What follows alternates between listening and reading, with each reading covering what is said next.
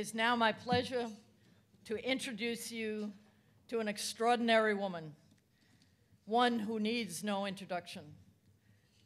But she does need our acknowledgement of both our respect and our deep appreciation for her tireless efforts. The president and founder of Erase Racism, Elaine.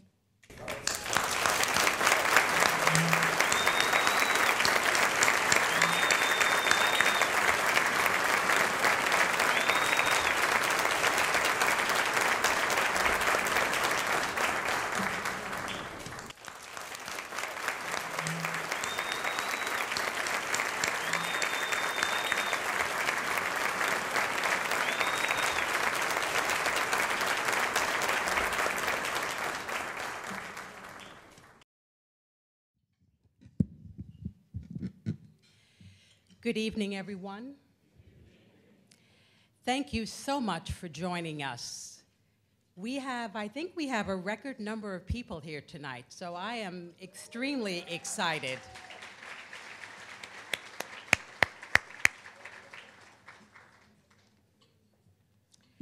The first thing I would like to do before I say anything else is to recognize my staff. They have regular jobs, and then whenever we put this event on, they have another job.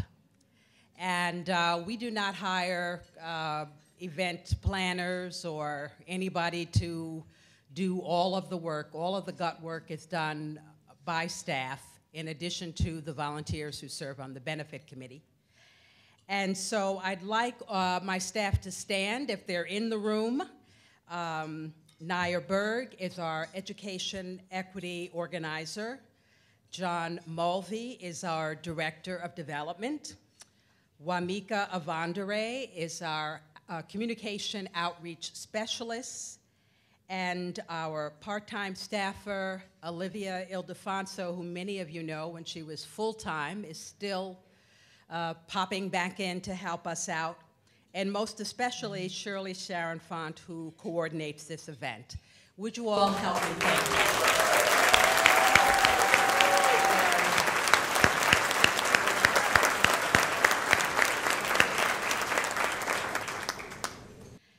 I am going to introduce our honorees in just a moment, but I have to say a few things that are special.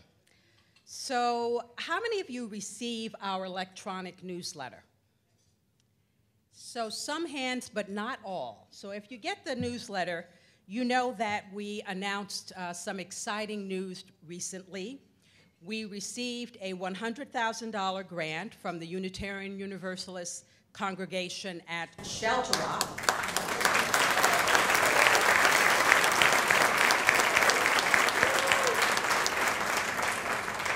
This is their large grant program. And not only do they do that, but they are out in force here this evening. I believe we have 36 people from the congregation. And would you please all stand from the UUCSR? Would you please stand?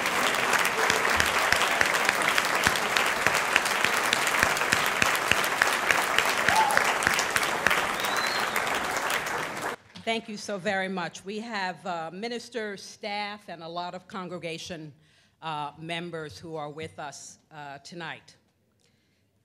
The other thing that you might have seen in the newsletter is that we did receive a renewal of our $100,000 grant from the Roush Foundation this year, and we just received the second year payment from our 2-year Kellogg grant, and also the Saltzman Family Foundation came through again for us with a $90,000 grant.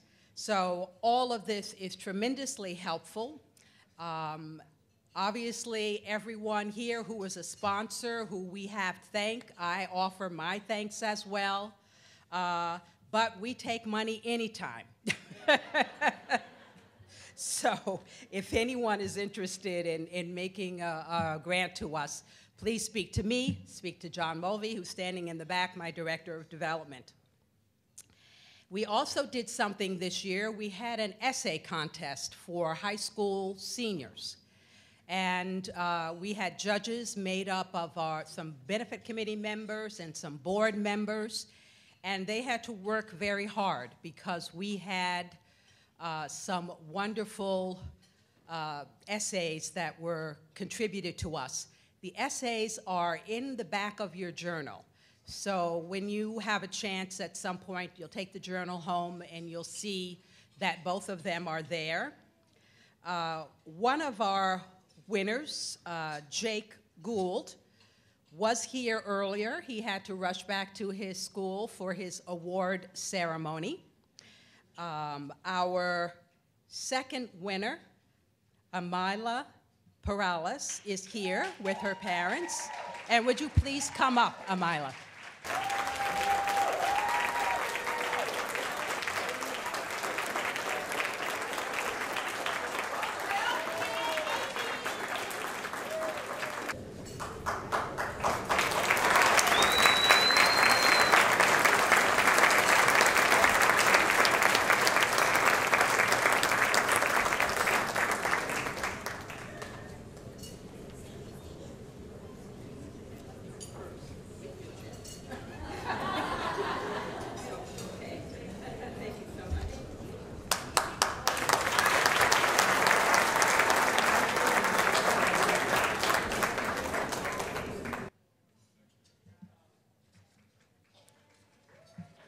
So I'd like to begin to recognize those that we are celebrating this evening. And the first person is an organization. It's called Concern for Independent Living. We are going to see a video, and then I will ask Ralph Fasano, the executive director, to come up and accept the award.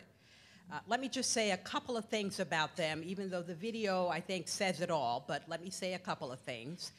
They are the largest provider of supportive housing on Long Island. They've received all kinds of awards. The housing options range from highly supervised community residences to independent housing in over 220 sites.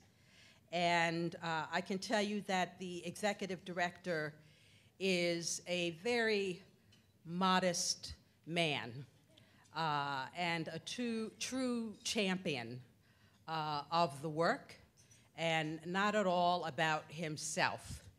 And it's a wonderful quality to have.